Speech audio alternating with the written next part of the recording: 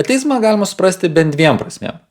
Pirmąja, ateizmas yra tiesiog netikėjimas Dievu, kas išreikštų žmogaus asmeninį požiūrį ar psichologinę būseną.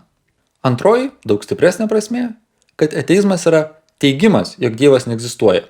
Taigi klausimą, ar yra Dievas, ateistai atsakytų ne, o visi kiti požiūriai, kaip kad nežinau, man nesvarbu, iš viso negalima žinoti, ateizmui nepriklausytų.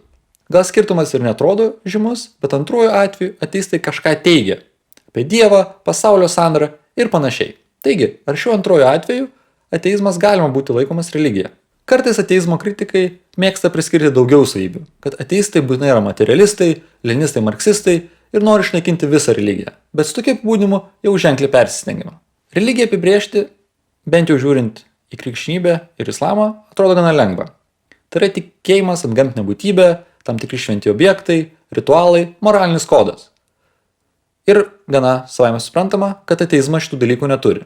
Tačiau jei pažiūrėtume į budizmą, kurio tam tikros interpretacijos netiki Dievu, apibrėžimas darosi komplikuotesnis. Todėl yra pasiūlomos papildomos sąlygos.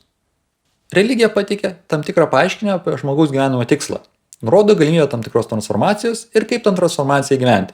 Kartu kalba apie gyvenimą už šio ribų. Taigi, budistas būtų ir ateistas, ir religingas žmogus tuo pačiu. Taip pat yra tam tikrų ateistinių filosofinių sistemų, kurios kalba apie gyvenimo prasmę ar nebūtinai naturalistinius dalykus, bet yra papildomos pažiūros, kurios nėra būdingos visiems ateistam.